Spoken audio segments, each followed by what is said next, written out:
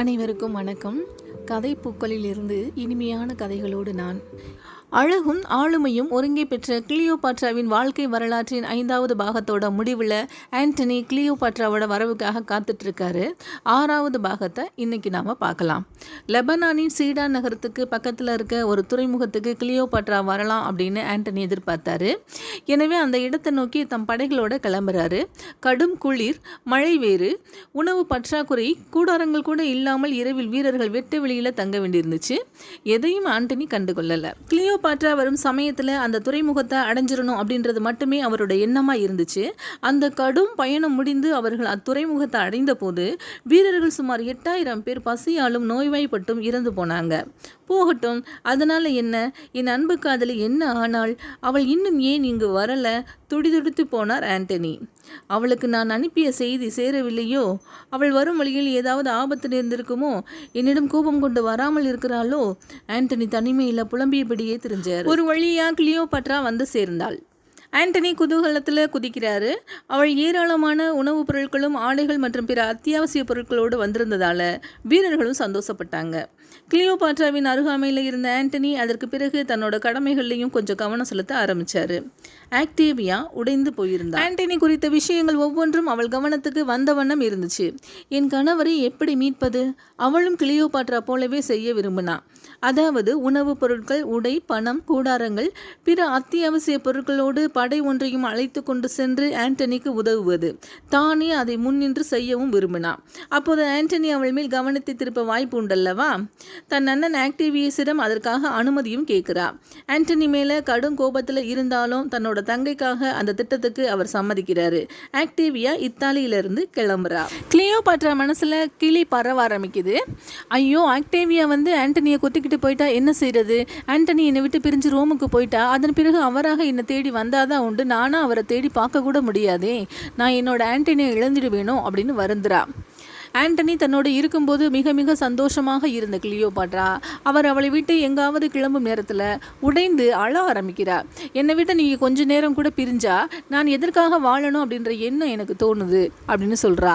நீங்கள் மீண்டும் என்னிடம் திரும்பி வரும் வரை என் உயிர் என்னிடம் இருப்பதே இல்லை அப்படின்னு அழறா. கிளியோபாட்ரா வாழ்வதே தனக்காகத்தான், அவள் மனம் நோகும்படி எந்த கணத்திலையும் நடந்துக்க கூடாது அப்படின்னு ஆண்டனி தனக்குள்ள தீர்மானமும் எடுத்திருந்தாரு.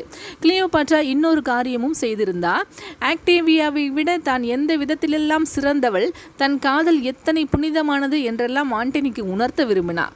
அதற்காக ஆண்டனிக்கு வேண்டியவர்களையும் தனது ஆலோசகர்களையும் அழைத்து பேசி ஒரு திட்டத்தையும் செயல்படுத்தினார். அவர்கள் ஆண்டனியின் மனதில் தம் கருத்துக்களை நேரடியாகவும் மறைமுகமாகவும் விதைக்க ஆரம்பிக்கிறாங்க. ஆக்டேவியாவை திருமணம் செய்து கொண்டதில் 1000 அரசியல் காரணங்கள் இருக்கின்றன. அவள் அண்ணன் ஆக்டேவியாவை பகடையாக வைத்து அரசியல் செய்கிறான்.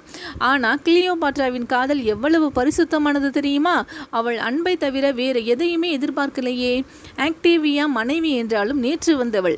கிளியோபாட்ராவின் காதலின் வயது என்ன தெரியுமா? சொல்லப்போனா கிளியோபாட்ரா இந்த காதலுக்காக செய்திருக்கும் தியாகங்கள் ஏராளம். தன் பெயரை கெடுத்துக்கொண்டு நேர்ந்திடும் அவமானங்களை எல்லாம் சட்டையே செய்யாமல் ஆண்டனிக்காக மட்டும் உண்மையாக வாழ்ந்து கொண்டிருக்கிறாள். அவளைப் போல யாருமே ஆண்டனியின் நலன்மேல் அக்கறை கொள்ள மாட்டார்கள். மீண்டும் ஒரு முறை ஆண்டனியை அவள் பிரிந்தால் உயிரையே விட்டு விடுவாள் என்றுதான் தோன்றுகிறது. ஆண்டனி அந்த வார்த்தைகளுக்கு அடிமையானார். கிளியோபாட்ராவை தவிர தனக்கு வேறு யாருமே எதுவுமே தேவையில்லை என்ற தீர்மானமான முடிவுக்கு வந்தார். ஆக்டேவியாவை சந்திக்கும் விருப்பமோ மன உறுதியோ அவருக்கு இல்லை. எனவே அவளுக்கு செய்தி அனுப்புகிறாரு. நான் உன்னை இனியொரு முறை சந்திக்க விரும்பலை, அப்படியே திரும்பி போய்விடு அப்படின்ற செய்தி தான் அது. படைகளோடு ஏதென்ஸை அடைந்திருந்த ஆக்டேவியா இந்த செய்தியை கேட்டதும் நிலை குலைந்து போயிடுறா. அப்போதும் தன் கணவன் மீது கொண்ட அதீத பாசத்தால் பதில் செய்தி ஒன்றையும் அனுப்புகிறா. உங்களுக்காக படைகள், உணவு என்று ஏராளமான உதவிகள் கொண்டு வந்துள்ளேன். அவற்றையெல்லாம் என்ன செய்யலாம்? ஆண்டனி உடனே அதுக்கு பதில் அனுப்புகிறாரு. அவையெல்லாம் ஏதென்ஸிலேயே இருக்கட்டும், நீ வந்துடாத அப்படின்ற பதில் தான் அது. மனம் நிறைய பாரத்துடன் ஆக்டேவியா ரூமுக்கு போகிறா. ஆக்டேவியஸ் தன் பாச மலருக்கு நேர்ந்த அவமானத்தால் கொதிக்கிறாரு. இனியும் நீ ஆண்டனியோட வீட்டில் இருக்காத, கிளம்பி வந்துரு அப்படின்னு சொல்லி அனுப்புகிறாரு. என் கணவன் வீட்டை விட்டு நான் வரமாட்டேன் அப்படின்னு ஆக்டேவியா அழுத்தமாக மறுத்துட்டா. தன் சோகங்களை எல்லாம் விழுங்கி கொண்டு அவளுக்கும் ஆண்டனிக்கும் பிறந்த 2 பெண் குழந்தைகளான ஆண்டனியா மேஜர், ஆண்டனியா மைனரை வளர்ப்பதில் கவனம் செலுத்த ஆரம்பிக்கிறார். ஆதரவற்று நின்ற ஃபல்வியா ஆண்டனியோட குழந்தைகளையும் அவளை வளர்க்க தொடங்குகிறார். அதற்கு மேல ஆக்டேவியா தன் கணவரை மீட்டு தர சொல்லி அண்ணனிடம் சென்று நிற்க விரும்பல. மீண்டும் அலெக்சாண்ட்ரியா. இந்த முறை ஆண்டனி அலெக்சாண்ட்ரியாவை தனது அறிவிக்கப்படாத தலைநகரமாக்கி கொண்டு இயங்க ஆரம்பிக்கிறாரு. கிளியோபாட்ராவின் அந்த புறம்தான் தலைமைச் செயலகமாக செயல்பட்டது. அலெக்சாண்ட்ரியாவை விட்டு நகரவே விரும்பாத ஆண்டனி சிரியா, ஆசியா மைனர், எகிப்தின் பிற பகுதிகளுக்கு செல்ல வேண்டியது வந்தால் கிளியோபாட்ராவுடனும் அவளது ஆள் அம்பு சேனைகளோடும் தான் சென்றாரு.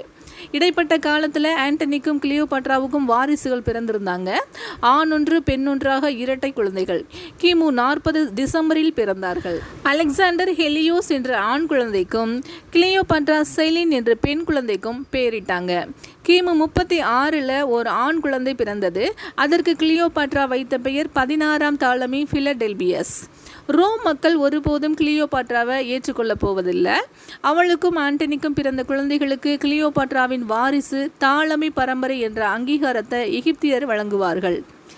ஆனால் அது மட்டும் போதாதே, இது குறித்து கிளியோபாட்ரா ஆண்டனியை நச்சரிக்க ஆரம்பிச்சிருந்தா. அலெக்சாண்ட்ரியாவில் நடந்த பொது விழா ஒன்றில் பொதுமக்கள் முன்னிலையில் ஆண்டனி தனக்கும் கிளியோபாட்ராவுக்கும் பிறந்த வாரிசுகள் என்று 3 குழந்தைகளையும் அறிவித்தார்.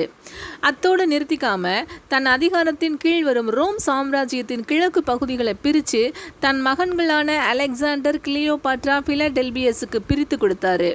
அதில் சீசரியனுக்கும் ஒரு பங்கு அறிவிக்கப்பட்டது. கிளியோபாட்ரா அகமகிழ்ந்து போயிடுறா. ரோம் செனட்டில் அனல் பறக்குது. அதுவரை தன் தங்கைக்காக ஓரளவு பொறுமை காத்த ஆக்டேவியஸ் அப்போது ஆண்டனியை ஒழித்தே தீருவது என்று முழு மூச்சில் களமிறங்கியிருந்தார். அலெக்சாண்ட்ரியாவில் இருந்தபடி ஆண்டனி செய்யும் அட்டூழியங்கள், செனட்டின் விதிகளை மதிக்காமல் அவர் அடிக்கும் கூத்துக்கள், தன் அதிகாரத்தின் கீழுள்ள பகுதிகளை தனது ஆசை நாயகியின் வாரிசுகளுக்கு பகிர்ந்து கொடுத்தது என்ற குற்றப்பட்டியலை சொல்லிக் கொண்டே போனார்.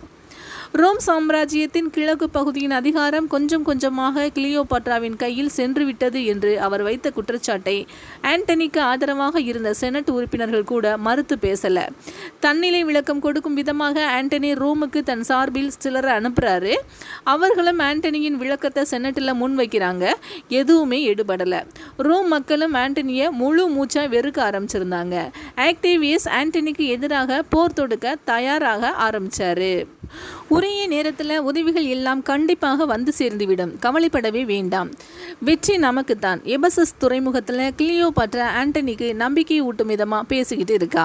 ஆக்டேவியஸுடன் போரிட்டு வெற்றி பெற வேண்டிய நிர்பந்தம். ஆண்டனி கப்பல் படை, தரைப்படை இரண்டையுமே திரட்டியிருந்தார். தன் ஆருயிர் காதலனுக்காக போருக்கான செலவினங்களை எல்லாம் ஏற்றுக்கொண்ட கிளியோபாட்ரா எகிப்திய படைகள் அனைத்தையும் ஆண்டனியின் பொறுப்பில் ஒப்படைக்கவும் செய்கிறார். நைல் நதியின் அனைத்து பகுதிகளிலும் விளைந்த சோளமும் மற்ற தானியங்களும் போருக்காக வரவழைக்கப்பட்டிருந்தன. ஆண்டனி தன் கட்டுப்பாட்டில் இருந்த ராஜ்யங்கள் அனைத்திலுமே படை உதவி கேட்டு செய்தி அனுப்பியிருந்தார். அவர்கள் இருவரும் தம் வசம் இருந்த படைகளோடு எபசஸை அடைஞ்சிருந்தாங்க. உதவிக்காக வரும் படைகளுக்காக காத்துக்கிட்டு இருந்தாங்க. கிளியோபாட்ராவும் போரில் கலந்து கொள்ள வேண்டுமா? அவளுக்கு எதுவும் ஆபத்து நேர்ந்து விடக்கூடாதே. ஆண்டனி கவலைப்படுறாரு. எனவே அவளை அலெக்சாண்ட்ரியாவுக்கு திரும்பி செல்லும்படி வற்புறுத்த ஆரம்பிக்கிறாரு. ஆனால் கிளியோபாட்ராவின் சிந்தனை வேறு கோணத்தில் இருந்தது. ஆக்டேவியஸ் வந்து ஆண்டனியின் மனசை மாற்றிட்டா, சமாதானமாகி ஆண்டனியை ரோமிக்கே அழைச்சி போயிட்டா என் கதி என்ன ஆகிறது? நான் ஒருபோதும் ஆண்டனியை தனியே விடமாட்டேன். கெய்னிடியஸ் ஆண்டனியின் அந்தரங்க ஆலோசகர். கிளியோபாட்ரா லஞ்சம் கொடுத்து அவரை வளைக்கிறார். அவர் ஆண்டனியிடம் சென்று பேசுகிறாரு. கிளியோபாட்ராவை தாங்கள் அலெக்சாண்ட்ரியா திரும்பி செல்ல சொல்வது நமக்கு நல்லதல்ல என்பதே என் கருத்து. எகிப்திய படைகள் உங்கள் கட்டுப்பாட்டில் இருக்கின்றன. கப்பல் படையில் எகிப்திய கப்பல்கள் தான் அதிகமும் இருக்குது. தவிர போர் செலவினங்கள் எல்லாமே அவர்களுடையது தான். கிளியோபாட்ரா இங்கே இல்லாவிட்டால் எகிப்திய வீரர்கள் எல்லாம் அர்ப்பணிப்புடன் நமக்காக போராட மாட்டாங்க. தவிரவும் கிளியோபாட்ரா போன்றதொரு மனோதிடம் கொண்ட அரசி களத்தில் இருந்தால் நமக்கு வலிமையே. கிளியோபாட்ரா அருகில் இல்லாமல் போனால் தங்கள் மனமும் ஒரு நிலையில் இருக்காதே. ஆண்டனி அந்த வார்த்தைகளில் வழுக்கி விழுந்துட்டாரு. கிளியோபாட்ரா அவருடனேயே இருக்க சம்மதிக்கிறாரு. அங்கிருந்து கடல் வழியா கிளம்புறாங்க. ஆங்காங்கே கரை இறங்குறாங்க. அந்த நாட்களிலும் ஆண்டனி போர் குறித்த திட்டமிடல்களில் ஈடுபடல. கிளியோபாட்ராவுடன் இணைந்து வழக்கம் போல குடி, கூத்து, கும்மாளம். போரின் முடிவு என்னவாகும் என்று தெரியவில்லை. இருக்கின்ற நாட்களில் சந்தோஷமாக இருக்கலாம் என்ற மனநிலைக்கு ஆண்டனி வந்திருந்தாரு. ஏதென்ஸை அடைகிறாங்க. அங்கே சில நாட்கள் தங்கிவிட்டு போக வேண்டுமென கிளியோபாட்ரா அடம் பிடிக்கிறார். காரணம், ஆக்டேவியா ஆண்டனிக்கு உதவுவதற்காக வந்து கண்ணீரோடு திரும்பி சென்றது அங்குதானே. எனவே ஏதென்ஸ் மக்களிடையே ஆக்டேவியா மீதான பரிதாபம் ஏகத்துக்கும் ஏறி இருந்துச்சு. அவர்கள் கிளியோபாட்ராவை வெறுக்க ஆரம்பிச்சிருந்தாங்க. அந்த நிலையை மாற்றுறதுக்காகவே அங்கு சென்று அவள் முகாமிட்டா. ஆடம்பரமான கூடாரங்கள், அதிசயிக்க வைக்கும் கேளிக்கைகள், காண கிடைக்காத கண்காட்சி, கிளியோபாட்ரா கடை விரித்து வைத்திருந்த செல்வங்களை கண்டு ஏதென்ஸ் மக்கள் இமைக்க மறந்திருந்தாங்க. அவள் அழகிலும் மயங்கி நின்றாங்க. அவள் நினைத்தது நடந்தது. இப்படிப்பட்ட ஒரு அழகியிடம் ஆண்டனி மயங்கி இருப்பது தவறே இல்லை என்று பேசிக்கிட்டாங்க. ஏதென்ஸிலிருந்து ஆண்டனி ஆக்டேவியாவிடமிருந்து விவகாரத்தை கேட்டு செய்தி அனுப்புறாரு. ஆக்டேவியா ரோமில் தன் இல்லத்தை விட்டு காலி செய்ய வேண்டும் என்றும் அதில் சொல்லியிருந்தாரு. ஆக்டேவியா அதற்கும் கண்ணீரோடு அடிபணிகிறா. தன் குழந்தைகளோடு அண்ணன் வீட்டுக்கு இடம்பெயர்றா. ஆக்டேவியஸ் போருக்கு கிளம்புவதற்கு முன் செனட்டின் ரோம் மக்களின் முழு ஆதரவை பெறும் வகையில் ஆண்டனிக்கு எதிராக காய் நகர்த்துறாரு. இறுதியாக ரோமை விட்டு கிளம்புவதற்கு முன்னாடி ஆண்டனி ஏதோ உயில் எழுதி வைத்திருப்பதாக ஆக்டேவியஸுக்கு தெரிய வருது. அதை உரிய பாதுகாவலர்களிடம் இருந்து கைப்பற்றிய ஆக்டேவியஸ் செனட்டில் எல்லோர் முன்னிலையிலும் வாசித்து காண்பிக்கிறாரு. உயிலில் ரோமுக்கு எதிராக, செனட்டுக்கு எதிராக ரோமானிய சட்டத்திட்டங்களை கேவலப்படுத்தும் விதத்தில் செய்திகள் இருந்துச்சு. உயிலின் இறுதியில் எழுதப்பட்டிருந்த விஷயம் எல்லோரையும் கொதிப்படைய வைத்தது. நான் ரோமில் இறந்து போனால் என் இறுதிச் சடங்குகள் இங்கே நடைபெறக்கூடாது. என் உடல் அலெக்சாண்ட்ரியாவுக்கு கொண்டு செல்லப்பட வேண்டும். எகிப்திய அரசி கிளியோபாட்ரா தான் எனக்கான இறுதி சடங்குகளை செய்ய வேண்டும். அங்குதான் என் உடலுக்கான உண்மையான மரியாதையும் மதிப்பும் கிடைக்கும் அப்படின்ற செய்தி தான் அது. கிரீஸுக்கு மேற்கிலுள்ள கடற்கரை நகரமான ஆக்டியத்தில் இருதரப்பு போர் கப்பல்களும் குவிந்த வண்ணம் இருந்துச்சு. அதே சமயத்தில் அந்த நகரத்தை நோக்கி தரைப்படைகளும் வந்த வண்ணம் இருந்துச்சு. கப்பல் படையை பொறுத்த வரைக்கும் எகிப்திய கப்பல்கள் தான் ஆண்டனியோட பலம். ஆனால் கடல் போரில் அவருக்கு அவ்வளவா அனுபவம் கிடையாது. ஆக்டேவியஸுக்கும் அதில் அனுபவம் இல்லைதான். ஆனால் ரோமானிய கப்பல் படை ஆண்டனியின் கப்பல் படையை விட பெரிதாக வலிமையானதாக இருந்துச்சு. ஆனால் நிலத்தில் போர் செய்தால் ஆக்டேவியஸ் ஆண்டனியிடம் தோற்றுப்போவது உறுதி என்ற சூழலும் இருந்தது. அந்த அளவுக்கு ஆண்டனியிடம் தரைப்படை பலமாகவே இருந்தது. குதிரைப்படைகள் கொண்டு அவர் அமைக்கும் வியூகங்களில் எதிரிப்படை எப்பேற்பட்டதாக இருந்தாலும் ஏமாந்து போகும். ஆண்டனியின் ஆலோசகர்கள் அனைவருமே தரையில் மோதலாம் என்று வற்புறுத்துறாங்க. கிளியோபாட்ரா மட்டும் கப்பல் படை கொண்டு மோதலாம், அதில் எதிரிகளை எளிதாக வீழ்த்தி விடலாம் அப்படின்னு அழுத்தமா சொல்றா. கடல் போரில் நாம் வலிமையற்றவர்கள் என்று ஆலோசகர்கள் கதறி கதறி கூறிய வார்த்தைகள் எதுவும் ஆண்டனியோட செவிகளுக்குள் நுழையவே இல்லை. அவர் போர்க்கப்பல்களை தயார் நிலையில இருக்க சொல்லி உத்தரவிடுறாரு. சரி, கிளியோபாட்ரா அப்படி சொல்ல காரணம் என்ன? அவள் மனசுக்குள்ள போட்டிருந்த கணக்கே வேற. தரைப்படைகள் மோதி அதில் தோற்கும் நிலை வந்தால் களத்தில் இருந்து தப்பி ஓடுவது கடினம். தலை தனியாக கழன்று விழ வாய்ப்புகள் அதிகம். ஆனால் கடல் போரில் நிலைமை சாதகம் இல்லை என்று தெரிந்ததும் கப்பல்களை திருப்பிக் கொண்டு அலெக்சாண்ட்ரியாவை நோக்கி எளிதாக ஓடிவிடலாமே. ஆக்டியம் போர் கடலில் ஆரம்பமாக இருந்தது. செப்டம்பர் 2 கிமு 31. ஆண்டனி சார்பில் சுமார் 60 போர்க்கப்பல்கள் ஆயுதங்கள் தாங்கிய வீரர்களுடன், அதில் பெரும்பாலானவை எகிப்திய கப்பல்கள். ஆக்டேவியஸிடம் அதைவிட அதிக கப்பல்கள் இருந்தன. ஆண்டனி ஒரு கப்பலின் மேல்தளத்தில் இருந்தபடி போர் வியூகங்களை அமைச்சுக்கிட்டு இருக்காரு. பின் வரிசையில் ஒரு எகிப்திய கப்பலில் கிளியோபாட்ரா இருந்தா. கடலை கவனித்தபடி இருந்த அவள் எகிப்திய கப்பல்கள் பலவற்றை தன் ரகசிய கட்டுப்பாட்டில் வச்சிருந்தா.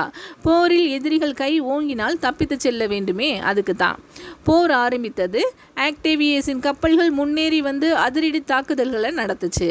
அம்புகள், கற்கள், ஈட்டிகள், நெருப்பு குண்டுகள் அங்குமிங்கும் பறந்தன. போர் ஆரம்பித்த முதல் 1 மணி நேரத்தில் ஆக்டேவியஸோட படைகள் தான் ஆதிக்கம் செலுத்துச்சு. ஆண்டனி தரப்புல சேதம் அதிகம்.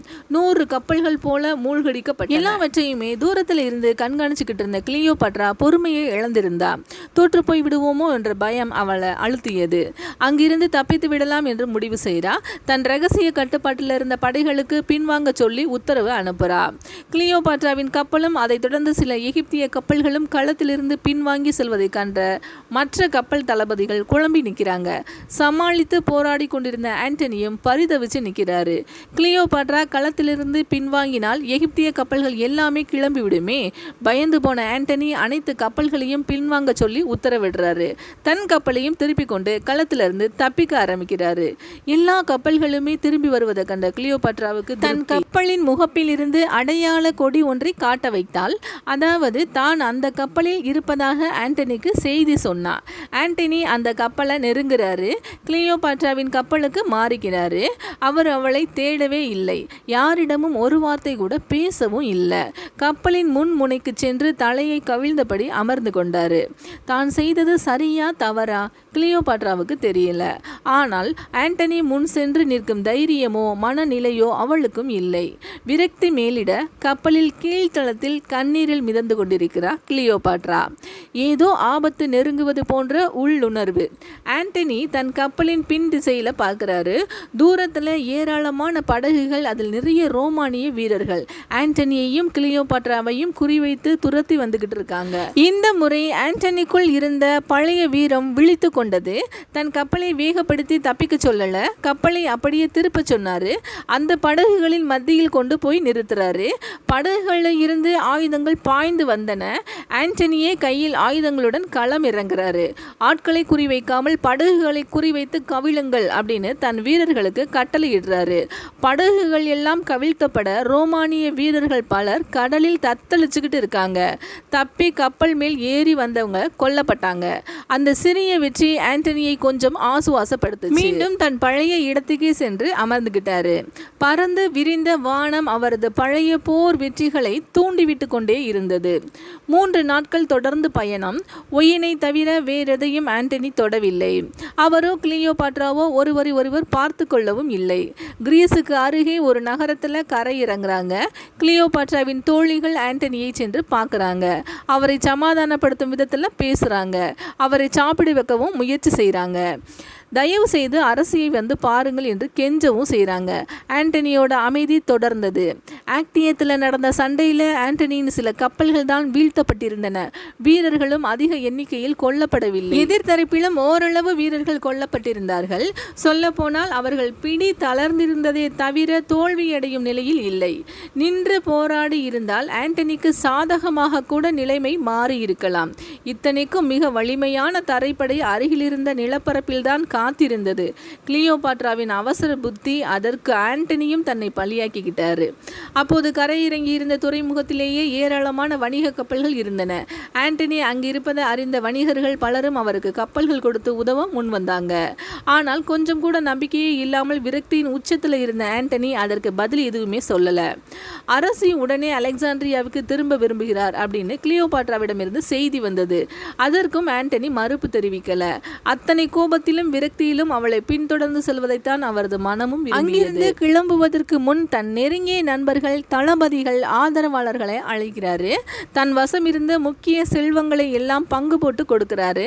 என்னை நம்பாதீங்க, என்னை பின்தொடர்ந்து வராதீங்க, எனக்காக வருத்தமும் படாதீங்க, ஆக்டேவியஸுடன் நட்பை ஏற்படுத்தி கொள்ளுங்க, உங்கள் வாழ்க்கையாவது நன்றாக அமையட்டும். அந்த வீரர்கள் அனைவருமே உடைந்து அழுறாங்க. எதிர்த்து நிற்க ஆளே இல்லை.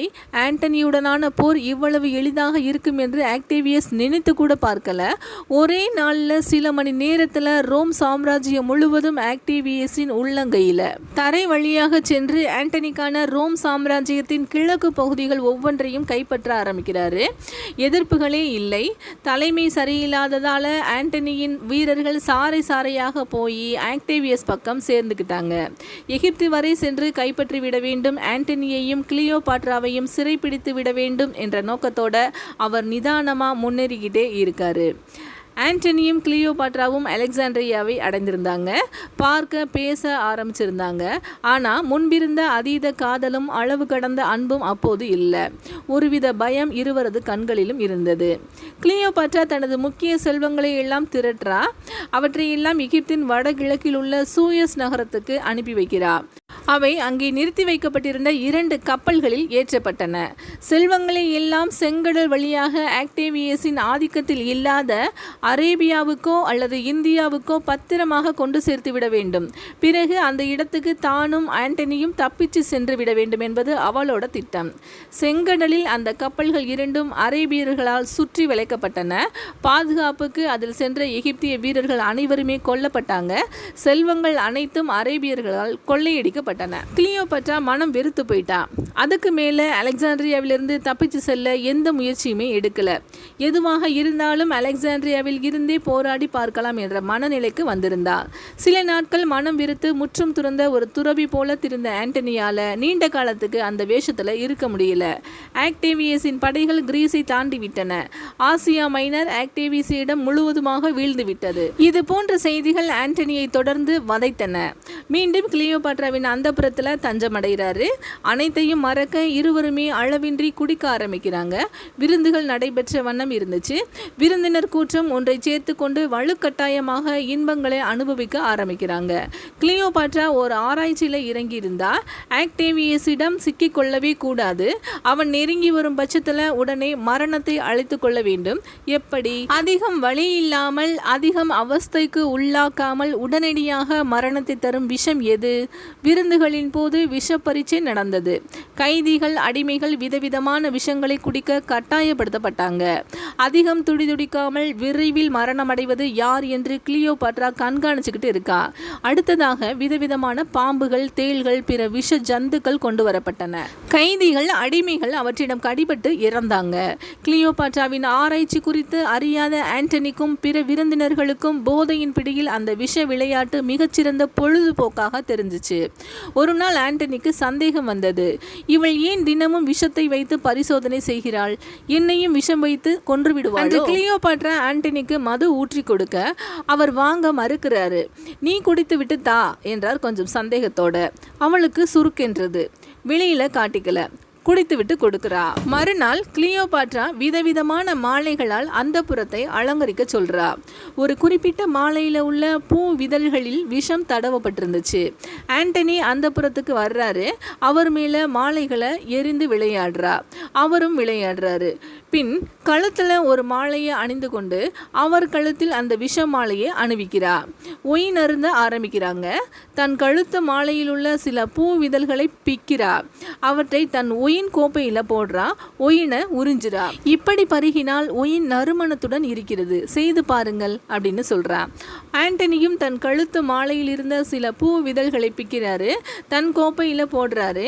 ஒயினை பருகுவதற்காக உதடுகளின் அருகில கொண்டு சென்ற வேளையில கிளியோபாட்ரா தடுக்கிறா. ஆண்டனி, ஒரு விஷயத்தை புரிஞ்சுக்க. நீ இல்லாம என்னால வாழ இயலும் என்றால் உன்னை கொள்வது ஒன்றும் எனக்கு கடினமான காரியம் இல்லை. ஆண்டனிக்கு ஒன்றுமே புரியல. என்ன சொல்ற? நீ அணிந்திருப்பது விஷம் தடவப்பட்ட மாலை அப்படின்னு கிளியோபாட்ரா சொல்கிறான். ஆண்டனியோட முகம் இருண்டு போனது. கிளியோபாட்ரா ஒரு கைதியை வரவழைக்கிறா. அந்த விஷ ஒயினை வலுக்கட்டாயமாக புகட்ட வைக்கிறா. சிறிது நேரத்தில் அந்த கைதி வாயில நொர தள்ளி இறந்து போயிடுறான். ஆண்டனி வெளவெளுத்து போயிடுறாரு. கிளியோபாட்ரா தான் அதுவரை செய்த விஷ பரீட்சைகளின் முடிவில் நைல் நதி கரைகளில் தெரியும் ஒரு வகை பாம்பு தீண்டினால் உடனடி மரணம் என்று தெரிஞ்சுக்கிட்டா. தனக்கான நினைவிடத்தை கட்டி முடிப்பதில் கிளியோபாட்ரா தீவிரமாக இருந்தா. அது எகிப்திய ஆட்சியாளர்களது வழக்கம்தான். தாங்கள் உயிருடன் இருக்கும் காலத்திலேயே தங்கள் கல்லறையை அமைய போகும் நினைவிடத்தை விருப்பம் போல தேவையான வசதிகளுடன் கட்டிக்கொள்வாங்க. கிளியோபாட்ராவும் அந்த வேலையை தான் சிறிது காலத்துக்கு முன்பே ஆரம்பிச்சிருந்தா. அப்போது அந்த நினைவிடம் கிட்டத்தட்ட முடிக்கப்பட்டிருந்துச்சு. அங்கே என்னென்ன பொருட்கள் எல்லாம் வைக்கப்பட வேண்டும், என்னென்ன செல்வங்கள் எல்லாம் இடம்பெற வேண்டும் என்று கட்டளைகள் இட்டுக்கிட்டு இருந்தா. ஆக்டேவியஸ் எகிப்தை நெருங்கிட்டாரு என்ற செய்தி அப்போது அவளுக்கு கிடைக்கிது. இறுதி முயற்சி. தன்மானம், சுயமரியாதை எல்லாம் பார்க்க வேண்டாம். ஆக்டேவியஸுக்கு சமாதான தூது விட்டு பார்க்கலாம். ஆண்டனியும் கிளியோபாட்ராவும் தூதுவன் ஒருவனை அனுப்புறாங்க. நாங்கள் எல்லாவற்றையும் விட்டு தருகிறோம். எங்களை உயிரோடு விட்டுவிடு. நாங்கள் ஏதென்ஸ் நகரத்திற்கு சென்று பொது வாழ்விலிருந்து விலகி அமைதியாக மீதி நாட்களை கழிக்க விரும்புகிறோம். எங்கள் வாரிசுகள் எகிப்தை ஆண்டு கொள்வதற்கும் அனுமதி கொடு அப்படின்ற செய்தி தான் அது. ஆக்டேவியஸ் அதற்கு பதில் சொல்வதற்காக தனது தூதுவனிடம் செய்தி கொடுத்து அனுப்புறாரு. ஆண்டனியின் ஆண்டனியின் கோரிக்கைகள் எதையும் நான் கேட்பதாக இல்லை. ஆண்டனி எது சொன்னாலும் அதன் பின்னணியில் கிளியோபாட்ராவின் சதி ஏதாவது இருக்கும் அப்படின்ற பதில் தான் அது. சமாதான முயற்சியும் தோல்வியடைந்தது. இருந்தாலும் கிளியோபாட்ரா ஆக்டேவியஸ் அனுப்பிய தூதுவனை தனியாக சந்தித்து பேசி பார்த்தா. ஏதாவது வழி கிடைக்காதா என்ற ஆதங்கம் தான் அவளுக்கு. ஆனா அதை அறிஞ்ச ஆண்டனி புத்திக்குள்ள சந்தேக புயல் ஓடுச்சு. கிளியோபாட்ரா தனக்கு தெரியாமல் ஆக்டேவியஸுடன் கூட்டணி சேர முயற்சி எடுக்கிறாளோ. ஆண்டனி அந்த தூதுவனை கொல்ல தன் வீரர்களுக்கு உத்தரவிட்டாரு. அவன் படு காயங்களுடன் உயிர் தப்பித்து சென்றான். பெலிசியத்தை அடைந்திருந்த ஆக்டேவியஸின் முன் சென்று நின்றான். ஆண்டனி மீதான அவரது கோபம் வெறியாக மாற ஆரம்பித்திருந்தது. பெலிசியத்திலிருந்து பாலைவனத்தை கடந்தால் அலெக்சாண்ட்ரியா தான். இடைப்பட்ட நேரத்தில் அங்கே என்ன நடக்கிறது என்ற தகவல்கள் ஒற்றர்கள் மூலம் ஆக்டேவியஸுக்கு வந்து கொண்டே இருந்தது. கிளியோபாட்ரா தன் நினைவிடத்தில் புகுந்து கொண்டு அங்கே தம் சொத்துக்களுடன் சேர்த்து நெருப்பு வைத்துக் கொள்ளப் போகிறாள் என்ற செய்தியும் அவருக்கு கிடைச்சது. அத்தனை செல்வங்களையும் நெருப்பிலிருந்து காப்பாற்ற நினைக்கிறாரு. முடிந்தால் கிளியோபாட்ராவையும் ரோமுக்கு திரும்பும்போது அங்கே தான் நடத்தும் வெற்றி ஊர்வலத்தில் கிளியோபாட்ராவிடமிருந்து கைப்பற்றிய செல்வங்களை எல்லாம் காட்சிப்படுத்த வேண்டும் என்பது அவரோட விருப்பம். அப்படியே கிளியோபாட்ராவை ரதம் ஒன்றில் ஏற்றி தனக்கு கிடைத்த வெற்றி பரிசாகவும் ஊர்வலம் கொண்டு செல்லவும் ஆசைப்படுறாரு. கிளியோபாட்ராவின் துணிச்சல் அபாயகரமானது. செல்வங்களை எல்லாம் நெருப்புக்கு கொடுத்து விடுவாள். அது எனக்கு பேரிழப்பு. எப்படியாவது தடுக்க வேண்டுமே. ஆக்டேவியஸ் நட்புணர்வை தடவி கிளியோபாட்ராவுக்கு ரகசியமாக செய்திகளை அனுப்பிக்கிட்டே இருந்தார். நான் அலெக்சாண்ட்ரியாவுக்கு வருவது ஆண்டனியை கைது செய்வதற்காக மட்டுமே. எகிப்தின் அரசியான உங்களை பாதுகாப்பது என் பொறுப்பு. உங்கள் மேல் ஒரு கீறல் கூட விழாது என்பதை தெளிவுபடுத்த விரும்புகிறேன். விரைவிலேயே ரோமானிய படைகள் அலெக்சாண்ட்ரியா நகரின் எல்லையை அடைந்தன. திடீர் தாக்குதல். வேறு வேறு இடங்களிலிருந்து சடசடவென வந்த ஆண்டனியின் குதிரை வீரர்கள் ஆக்டேவியஸ் படையின் முன் வரிசை வீரர்களை பதம் பார்த்துவிட்டு திரும்பினாங்க. எல்லாம் ஆண்டனியின் ஏற்பாடுதான். இந்த அதிரடி தாக்குதலால் சற்றே நிலை குலைந்த ஆக்டேவியஸ் சற்றே பின்வாங்கினாரு. ஆண்டனி தனக்குள் புதைந்து போன வீரத்தை வெளிப்படுத்திய கடைசி தருணம் இதுதான். கிளியோபாட்ராவிடம் சென்றாரு. அவள் கரத்தை பிடித்து முத்தங்களை வழங்குறாரு. தனது வெற்றி செய்தியையும் குதூகலமாக வெளிப்படுத்தினாரு. அவளும் அவரை அணைத்து கொண்டாள். இதோ இவர்கள்தான் இந்த தாக்குதலை வெற்றிகரமாக நடத்திய தளபதிகள். உன்னிடம் அறிமுகப்படுத்துவதற்காகவே அழைத்து வந்தேன் அப்படின்னு சொல்றாரு. கிளியோபாட்ரா அந்த தளபதிகளுக்கு தங்க கவசங்களை பரிசாக வழங்கி பாராட்டுறா. அவர்களும் புன்னகையுடன் ஆண்டனியிடமிருந்து விடைபெற்று போறாங்க. அன்று இரவே ஆக்டேவியஸுடன் சென்று இணைஞ்சுக்கிட்டாங்க. அவர்கள் மட்டுமல்ல, பலரும் ரோமானிய கப்பல் படையும் அலெக்சாண்ட்ரியா துறைமுகத்தை நெருங்கியது. ஆண்டனியின் கப்பல் படையினர் எதிர்ப்பு காட்டவில்லை. நட்பு ரீதியான அடையாள கொடிகளை காட்டி அந்த படையுடன் இணைஞ்சுக்கிட்டாங்க. ஆண்டனியை சந்தேகம் மீண்டும் ஆட்கொண்டது. இது எல்லாமே கிளியோபாட்ராவோட வேலையா இருக்குமோ? அவள் ஆக்டேவியஸுடன் ரகசியமாக கைகோர்த்து விட்டாலோ? தன்னிலை இழக்கிறாரு. கிளியோபாட்ரா தன்னை ஏமாற்றி விட்டதாக புலம்பியபடியே அங்கும் இங்கும் ஓடுறாரு. களத்தில் எதிரிகளை கண்டு நடுங்கிய அந்த மாவீரர் கதறி அழுகிறாரு. நான் தோற்கடிக்கப்பட்டு விட்டேன். அதே சமயத்தில் கிளியோபாட்ரா தனது பணிப்பெண்கள் இருவருடன் தன்னுடைய நினைவிடத்துக்குள்ள சென்று பதுங்கிக்கிட்டா. உள்ளே ஏற்கனவே அனைத்து அத்தியாவசிய பொருட்களும் உயரிய செல்வங்களும் நிரப்பப்பட்டிருந்துச்சு. நினைவிடத்தின் வாசலை அடைக்க சொன்னால் யாருமே அதற்கு மேல் உள்ளே போகவோ வெளியே வரவோ முடியாதபடி அடைச்சாங்க. பின் கிளியோபாட்ரா தான் இறந்து விட்டதாக செய்தியை பரப்ப சொல்றா. அந்த கல்லறையில் இருந்து வெளியுலகத்தை தொடர்பு கொள்ள உயரத்தில் ஒரே ஒரு ஜன்னல் மட்டுமே அமைக்கப்பட்டிருந்துச்சு. அதன் வழியே அவளது பணிப்பெண் எகிப்தின் அரசி தன் வாழ்வை முடித்து கொண்டார். விஷயம் அலெக்சாண்ட்ரியா நகரமெங்கும் வெகு வேகமாக பரவியது. மக்கள் கூடி அழ ஆரம்பிக்கிறாங்க. தெருக்களில் பைத்தியம் போல திரிந்து கொண்டிருந்த ஆண்டனியின் காதுகளிலும் இந்த செய்தி வந்து விழுந்தது. அதுவரை இருந்த அவரது மனநிலை சட்டென மாறியது. தரையில விழுந்து அழ ஆரம்பிக்கிறாரு.